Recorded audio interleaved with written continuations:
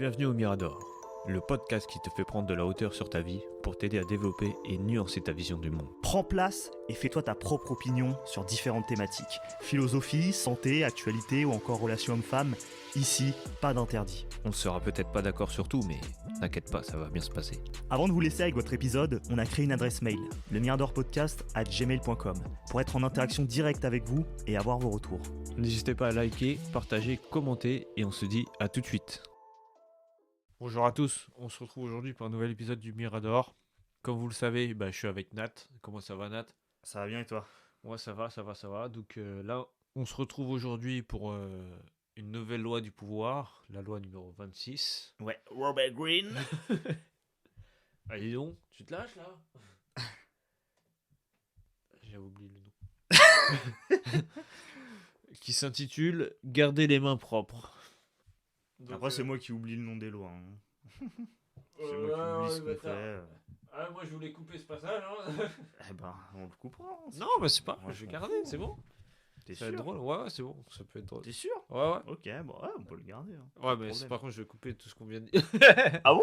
Ah, je pensais que t'allais le garder, mais bon, après. Le mec qui casse les couilles à l'infini. Ça fait 1 minute, t'as enculé. 30 minutes qu'on est en train de. Putain! Ça fait 30 minutes que t'es sur mon erreur là, connard. Putain! Retire le positif. Donc, on va introduire. Donc, Nat, je te laisse envoyer le principe. Ouais, c'est parti. Alors, soyez un parangon de probité et de civisme. Ne vous abaissez jamais à aucune gaffe ni magouille. Restez au-dessus de tout soupçon. Utilisez plutôt les autres comme bouc émissaire ou chargez-les de tirer à votre place les marrons du feu. Cette loi, elle n'est pas comme les autres.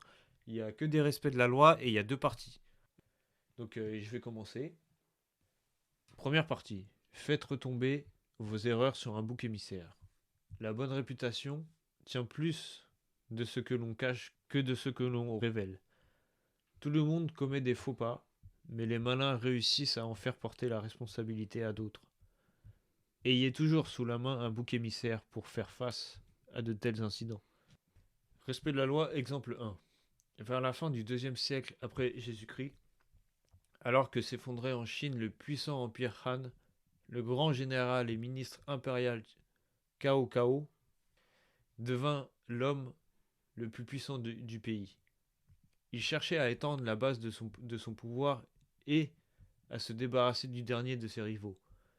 Il commença une campagne pour prendre le contrôle de la plaine centrale, hautement stratégique. Pendant le siège d'une des principales villes, il commit une petite erreur sur les délais d'approvisionnement en céréales qui l'attendaient. Les soldats commencèrent à manquer de vivres, et Cao Cao fut forcé de les faire rationner. Cao Cao tenait bien en main son armée et avait un bon réseau d'informateurs. Ses espions lui rapportèrent que les hommes se plaignaient de ces bombances, tandis qu'eux devaient se contenter de rations de famine. Peut-être le général gardait-il des provisions pour lui, murmurait-on. Si le mécontentement se répandait, on allait à la mutinerie. Il convoqua l'intendant sous sa tente. « Je veux te demander de me prêter quelque chose, et tu ne dois pas refuser, lui dit-il. « De quoi s'agit-il » demanda l'intendant. « Je veux t'emprunter ta tête pour la montrer aux soldats, répondit Cao Cao. « Mais je n'ai rien fait de mal, s'écria l'intendant. « Je sais, rétorqua Cao Cao avec un soupir. « Mais si je te mets pas à mort, il y aura une mutinerie. Ne t'inquiète pas, je prendrai soin de ta famille. » Ainsi formulée, la requête ne laissa aucun choix à l'intendant. Aussi se résigna-t-il à son sort. Il fut décapité le jour même. Sa tête fut exposée en public. Les soldats s'arrêtèrent aussitôt de récriminer. Certains ne s'y trompèrent pas, mais se turent, stupéfaits et terrorisés par la violence de Cao Cao. Et la plupart acceptèrent sa version du coupable, préférant croire en la sagesse et en la justice de leur général, plutôt que de maudire son incompétence et sa cruauté. Interprétation. Cao Cao était arrivé à la tête de l'armée dans une période extrêmement troublée. L'Empire Han se désagrégeait et la lutte pour le pouvoir était féroce. Les ennemis surgissaient de toutes parts. La bataille pour la plaine centrale se révélait plus serrée que prévu. L'argent et les vivres se faisaient rares. Rien d'étonnant, dans ces conditions, à ce qu'il y ait oublié de faire venir les approvisionnements à temps. Lorsque ce retard apparut, comme une fatale erreur qui avait mis l'armée au bord de la mutinerie, Cao Cao n'avait que 2 solutions. présenter ses excuses ou trouver un bouc émissaire. C'était un homme qui connaissait les rouages du pouvoir et l'importance cruciale des apparences. Aussi n'hésita-t-il pas un instant. Il fit couper la première tête venue et l'exposa sans délai. Les erreurs sont inévitables. Nul ne peut tout prévoir. Les gens de pouvoir, cependant, le perdant non par les erreurs qu'ils commettent, mais par leur manière de les gérer. Tels des chirurgiens, ils doivent exciser la tumeur vite et bien. Excuses et regrets sont des scalpels émoussés. Les puissants les évitent. Présenter ses excuses fait douter de sa compétence et de ses intentions, et font croire à d'autres erreurs encore inavouées.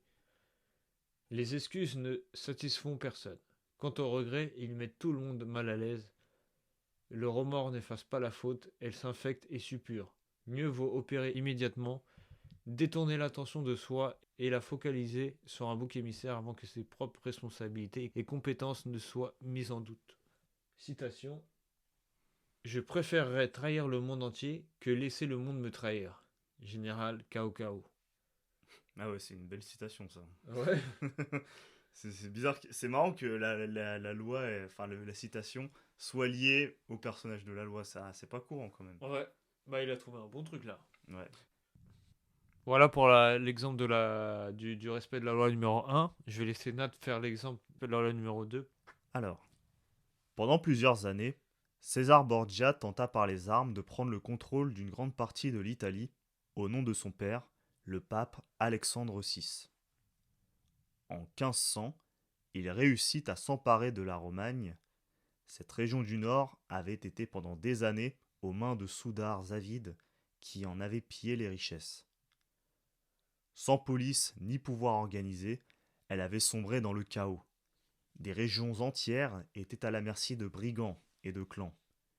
Pour rétablir l'ordre, César nomma lieutenant général de la région un certain Rémiro de Orco, selon Nicolas Machiavel, un homme cruel et vigoureux, à qui César Borgia donna les pleins pouvoirs. Rémiro la débarrassa rapidement de presque tous les hors-la-loi. Mais dans son zèle, il alla trop loin parfois, et la population montra bientôt des signes de ressentiment et de haine. En décembre 1502, César Borgia intervient. Il fit d'abord savoir qu'il n'approuvait pas les actes cruels et violents d'Orco, dus à sa nature brutale. Puis, le 22 décembre, il fit emprisonner Orco dans la ville de Cesena, le lendemain de Noël. Les habitants de la ville se réveillèrent devant un étrange spectacle. Au milieu de la place était le corps décapité d'Orco, habillé de riches vêtements et d'une cape pourpre. La tête plantée sur une pique, la hache et le billot du bourreau posés à côté de lui. La férocité de cette scène, écrit Machiavel, laissa le peuple à la fois stupéfait et calmé. Interprétation. César Borgia était un maître au jeu du pouvoir. Il prévoyait toujours plusieurs coups à l'avance et savait faire tomber ses adversaires dans les pièges les plus subtils. C'est pour cela que Machiavel lui rend dans Le Prince un hommage particulièrement appuyé. César Borgia avait prévu l'avenir de la Romagne avec une étonnante clairvoyance. Seule la justice brutale ramènerait l'ordre dans la région. Le processus prendrait plusieurs années, et au début, la population l'accueillerait avec soulagement. Mais peu à peu, les habitants ressentiraient cette justice impitoyable comme une contrainte, surtout si elle leur était imposée par des étrangers. Si César Borgia s'en faisait lui-même l'agent, il se ferait des ennemis, et la haine du peuple ne le lâcherait plus. Il eut donc l'intelligence de choisir le seul homme qu'il savait capable de faire le sale travail, parfaitement conscient qu'une fois la tâche accomplie, il exhiberait sa tête au bout d'une pique. Le sort du bouc émissaire était fixé dès le début. Le bouc émissaire de Cao Cao était un innocent complet. En Romagne, Orco était une arme offensive de l'arsenal de César Borgia, qu'il le laissa s'acquitter de la corvée sans se mettre lui-même de sang sur le main. Dans le cas de ce second type, il est sage de se distancier du bouc émissaire, soit en le laissant se débrouiller seul, soit, comme Borgia, en étant soi-même le bras séculier. Non seulement on n'est pas impliqué dans le problème, mais on peut apparaître comme celui qui le résout. Citation. Les Athéniens entretenaient aux frais de l'État un certain nombre de parias inutiles. Et lorsque survenait une calamité quelconque, peste, inondation ou famine, ces boucs émissaires étaient saisis et sacrifiés, probablement par lapidation en dehors de la cité. Sir James George Fraser, 1854-1941, le rameau d'or. Enfin, moi, j'imaginais ça comme ça. C'est comme si, genre, t'as un taf, tu sais que t'as une tâche à faire et tu sais que ça va être la merde. En gros, Ouais. tu peux faire des erreurs parce que c'est le bordel. Donc, tu mets quelqu'un à ta place. Ouais, c'est clair. Moi, je vois ça comme ça, ouais. Moi, j'ai déjà vécu ça. Bah, je le vis même à certains Actuellement. moments.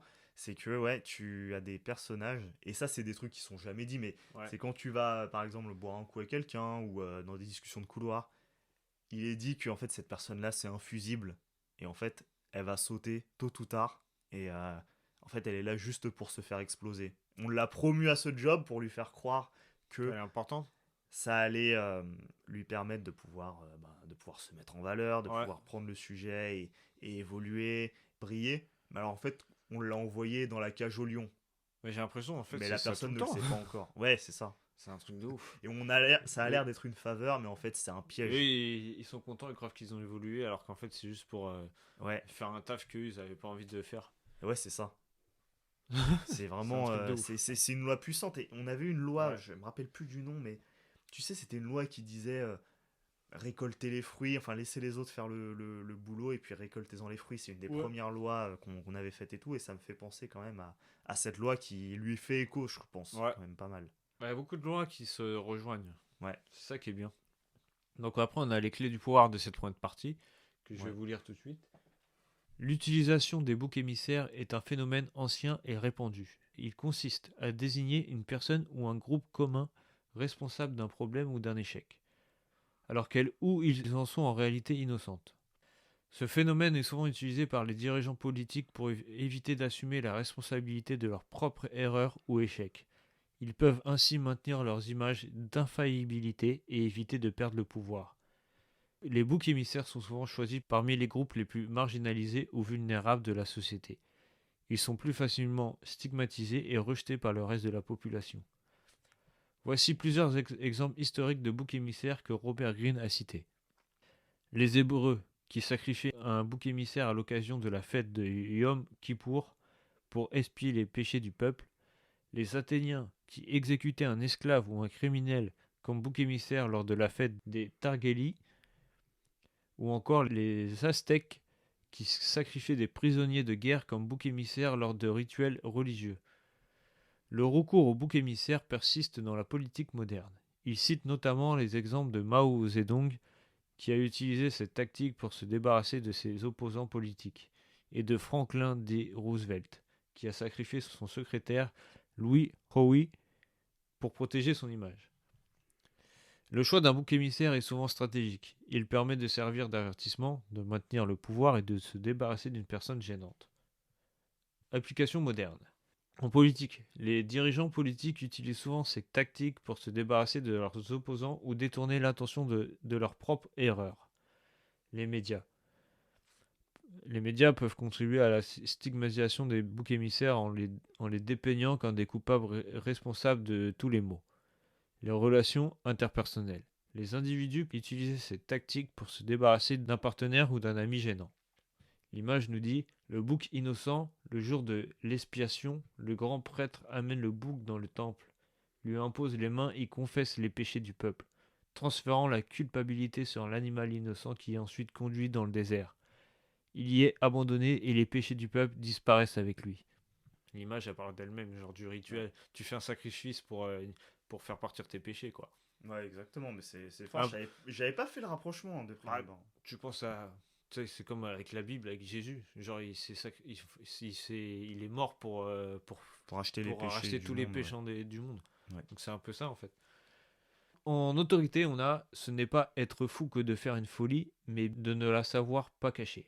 Tous les hommes manquent, mais avec cette différence que les gens d'esprit pallient les fautes faites et que les fous montrent celles qui vont faire. La réputation consiste dans la manière de faire plutôt que dans ce qui se fait. Si tu n'es pas chaste, dit le proverbe, fais semblant de l'être. Balthazar Gracian, 1600-1858, l'homme de la cour, traduit par Amelot de la Houssaye.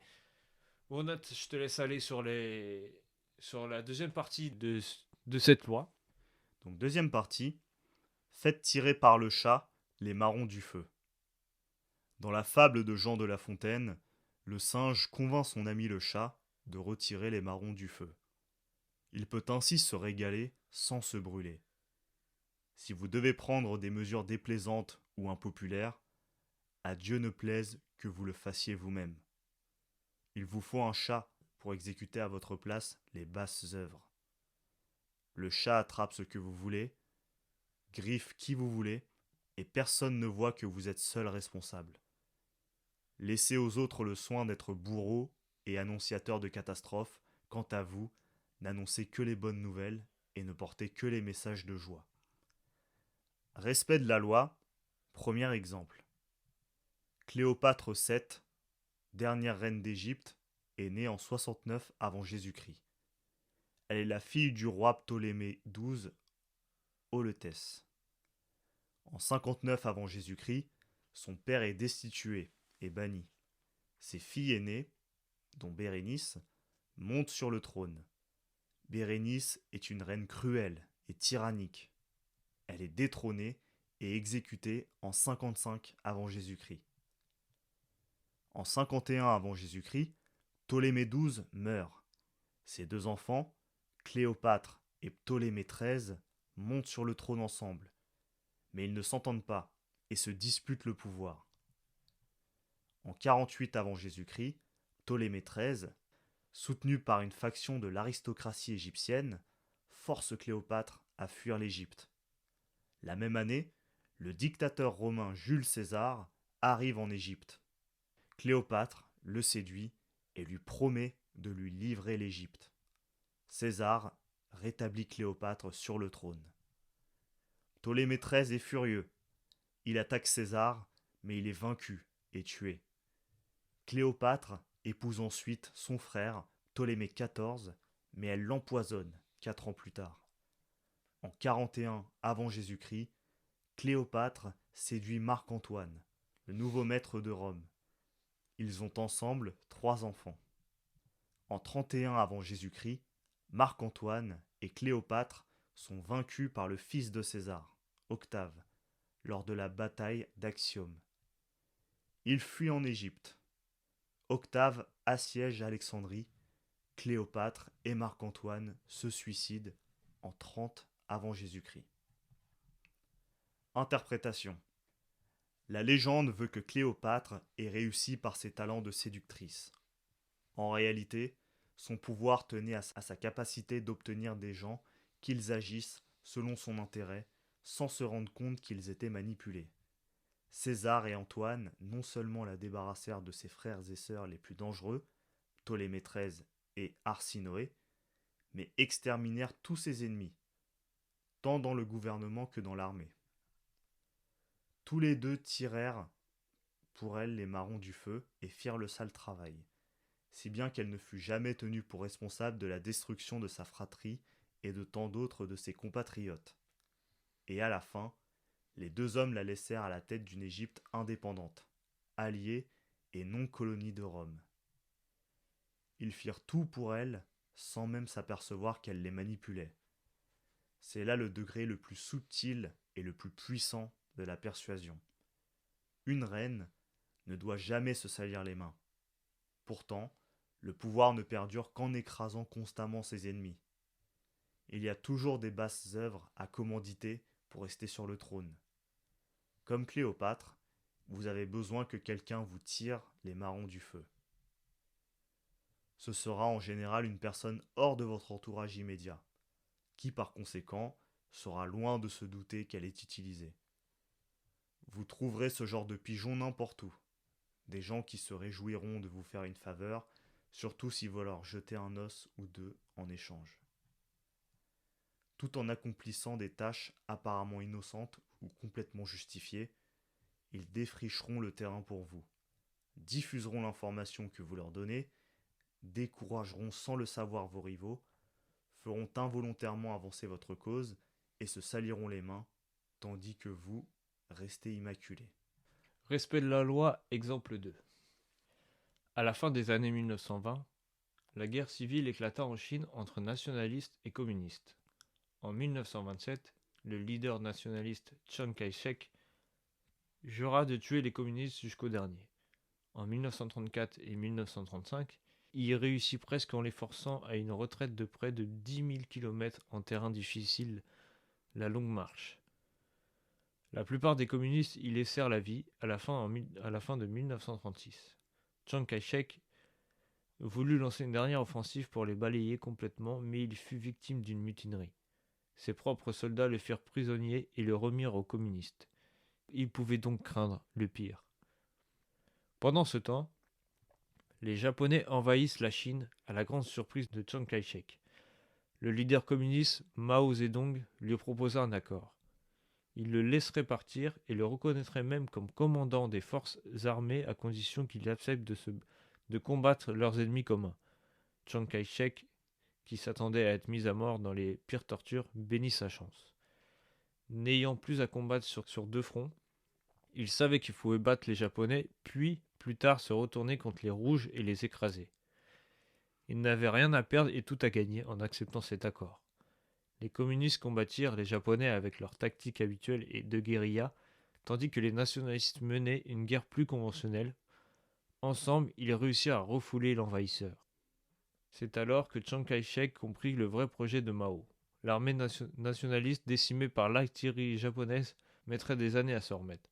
Les communistes, en revanche, avaient esquivé toute bataille rangée contre les Japonais, regroupé leurs forces et établi dans toute la Chine des bastions populaires. À peine la guerre contre les Japonais achevée, la guerre civile reprit. Mais cette fois, les communistes encerclèrent les proches nationalistes, affaiblis, et les réduisirent une à une. Les Japonais avaient tiré les marrons du feu pour Mao, en rendant possible sa victoire contre Chiang Kai-shek. Interprétation. La plupart des dirigeants tenant à leur merci un ennemi aussi puissant que Chiang Kai-shek l'aurait assurément condamné à mort. Mais en agissant ainsi, il aurait raté l'occasion sur laquelle Mao a sauté. Sans Chiang Kai-shek à la tête des nationalistes, la lutte contre les Japonais aurait duré beaucoup plus longtemps avec des conséquences désastreuses. Mao était trop madré pour laisser passer l'occasion de faire d'une pierre deux coups. En fait, pour obtenir la victoire totale, Mao fit tirer ses marrons du feu par les deux autres protagonistes. Tout d'abord, il appâta intelligemment Chiang Kai-shek en lui proposant de prendre en charge la guerre contre les Japonais. Mao savait que les troupes nationalistes, si elles n'avaient plus les communistes sur le dos, mèneraient le plus gros des combats et réussiraient à bouter les Japonais hors de Chine. Les nationalistes furent donc son premier chat en chassant les Japonais.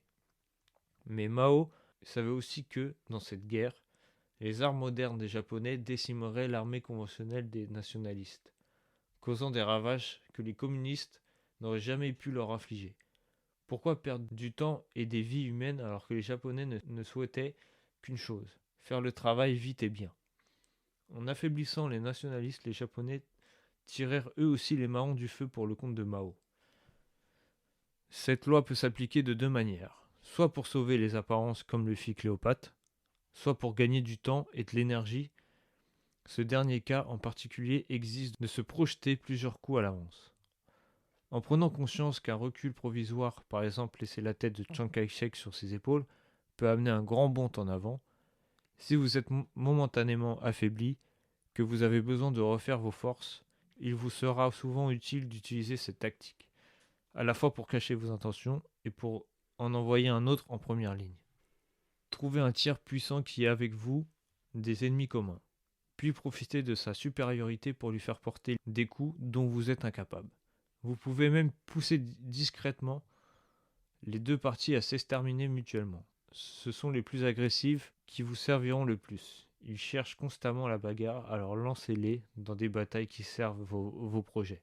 C'est vraiment genre, je sais pas, même encore une histoire avec le travail, tu vois, mais tu prends un directeur qui va avoir plus d'autorité sur une personne, tu vas t'en servir pour balancer des trucs, pour qu'il aille défoncer la personne à ta place. Ouais, c'est clair. Et après, tu iras voir le mec. Tu dis, ah ouais, il a dit ça et tout. Ah, franchement, il est dur et tout. Ah Je ouais, vais aller le franchement, c'est voir, je vais chaud, aller hein. lui parler. Je Ouais. vais lui parler. Ouais, il s'en bat les couilles. Je vais lui dire en vrai, ouais, c'est bien, continue comme ça. Je te T'imagines. jure. C'est un chat, quoi, qui tire les marrons du feu. Elle est forte, cette expression, quand même. Ouais. Alors, respect de la loi, exemple 3. Kuriyama Daizen était adepte du Shanoyu, la cérémonie du thé japonaise, et élève du grand maître du thé Sen no Ryuku. En 1620, Daizen apprit qu'un de ses amis, Oshimo Soemon, avait emprunté une importante somme d'argent, 300 ryo, pour aider un membre de sa famille lourdement endetté. Soemon n'avait fait que déplacer le problème. Daizen connaissait bien Soemon. Il se souciait peu d'argent et n'y comprenait rien. Il se retrouvait rapidement embarrassé car il allait prendre du retard dans le remboursement du prêt qu'il avait souscrit auprès d'un riche marchand, Kawashiya Sanemon. Mais si Daizen offrait d'aider Soemon en remboursant le prêt à sa place, ce dernier refuserait par amour-propre et pourrait même se sentir offensé. Un jour, Daizen rendit visite à son ami. Ils firent un tour dans le jardin pour admirer les magnifiques pivoines de Soemon, puis se rendirent dans la pièce de réception. Là, Daizen avisa une peinture du maître Kano Tenyu. Ah, s'exclama-t-il, quelle œuvre splendide! Ai-je jamais vu quelque chose d'aussi beau? Il lui fit tant d'éloges que Soemon n'eut pas le choix. Eh bien, dit-il, puisque tu l'aimes tant, j'espère que tu me feras la faveur de l'accepter. Daizen fit d'abord mine de refuser, mais sur l'insistance de Soemon, finit par se laisser faire. Le jour suivant, Soemon reçut à son tour un paquet de Daizen. Il y avait à l'intérieur un vase délicat, d'une grande beauté, que Daizen, dans le petit mot qui l'accompagnait, priait son ami d'accepter en témoignage de sa gratitude pour le tableau que Soemon lui avait si gracieusement offert la veille. Il expliquait que le vase était signé de Senno Rikyu en personne et portait une inscription de l'empereur Hideyoshi. S'il ne tenait pas spécialement au vase, suggérait Daizen, il pouvait en faire cadeau à un autre adepte du Shanoyu, peut-être le marchand Kawashiya Sanemon, qui le convoitait depuis longtemps. On dit, continue Daizen, qu'il est en possession d'un joli morceau de papier, que tu aimerais récupérer. Peut-être pourrais-tu négocier un échange. Comprenant ce que son ami, dans son exquise délicatesse, avait imaginé, Soemon porta le vase chez le riche prêteur. D'où tenez-vous cet objet? S'exclama Sanemon, lorsque celui-ci lui montra le vase. J'en ai souvent entendu parler, mais c'est la première fois que je le vois. C'est un trésor. Je ne veux pas qu'il sorte d'ici. Il offrit immédiatement d'annuler la dette de Soemon contre le vase et lui offrit 300 ryo en prime. Mais Soemon, qui se souciait peu d'argent, ne voulait que la reconnaissance de dette et Sanemon la lui rendit de bon cœur. Soemon se dépêcha alors d'aller remercier Daizen pour son aide avisée. Interprétation. Kuriyama Daizen avait compris qu'il n'est jamais simple de remercier quelqu'un pour un service. Si ce service est rendu à grand tapage, celui qui en bénéficie se sent accablé d'obligations. Le donateur peut éprouver un certain sentiment de pouvoir, mais c'est un pouvoir finalement destructeur, parce qu'il suscite du ressentiment, et qu'on cherche à lui résister. Une faveur accordée discrètement, avec élégance, se révèle 10 fois plus efficace. Ainsi, Daizen savait qu'une approche directe ne ferait qu'offenser Soemon. En le laissant lui faire cadeau du tableau, il donna à Soemon le sentiment de faire lui aussi plaisir à son ami. À la fin, les trois parties furent pleinement satisfaites des transactions effectuées. En fait, c'est Daizen lui-même qui tira les marrons du feu. Il eut certainement un peu de mal à se séparer de son vase, mais il y gagna non seulement un tableau, mais bien davantage le pouvoir du courtisan. Le courtisan utilise son gant de velours pour amortir les coups qu'il porte, cacher ses cicatrices et aussi rendre son aide plus élégamment discrète. En aidant les autres, c'est lui-même que le courtisan favorise. Le cas de Daizen est l'exemple type des services rendus entre amis et pairs.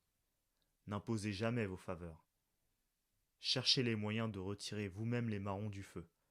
Sortez vos amis de la détresse sans vous imposer et sans faire d'eux vos obligés. Citation. Il ne faut pas être trop droit. Voyez la forêt. On coupe les arbres droits, on laisse sur pied les arbres tordus. Kautilya, philosophe indien, 3e siècle avant Jésus-Christ. Les clés du pouvoir de la deuxième partie. Zhuge Liang, un stratège chinois du IIIe siècle, est accusé à tort d'intelligence avec l'ennemi. Pour prouver sa loyauté, son maître lui ordonne de fabriquer en 3 jours 100 000 flèches. Au lieu de se lancer dans cette tâche impossible, Liang prend une douzaine de bateaux et fait amarrer des bottes de paille sur les bastingages. En fin d'après-midi, quand la brume se lève sur le fleuve, il les envoie vers le camp ennemi. Craignant un piège de l'astucieux Zhuge Liang, l'ennemi ne lance pas ses propres embarcations sur ces silhouettes à peine visibles, mais fait pleuvoir sur elles une pluie de flèches tirées dans la rive. Plus les bateaux de Liang approchent, plus les adversaires intensifient leurs tirs et les flèches vont se ficher dans les ballots de paille. Au bout de plusieurs heures, les hommes cachés à bord ramènent les bateaux. Zhuge Liang a ses 100 000 flèches. Joseph Well, un escroc américain du début du Xe siècle, est connu pour son talent pour arnaquer les riches. Il utilise souvent une technique qui consiste à trouver une personne déjà connue de la victime et qui lui servirait de rabatteur. Well l'a léché à l'aide de quelques projets censés rapporter une fortune. Convaincu de l'aubaine, l'autre suggérait souvent de lui-même d'en parler à l'un de ses amis riches. Ça me dirait trop, genre, tu sais, les formations pour faire de la thune et tout. Ouais, de ouf. Genre, vas-y, prends ma formation, tu vas avoir de l'argent. Ah ouais, de ouf. Après, on a Milton H. Erickson, un psychothérapeute américain du Xe siècle, avait parmi ses patients des couples dont la femme suivait une thérapie tandis que le conjoint le refusait, catégoriquement.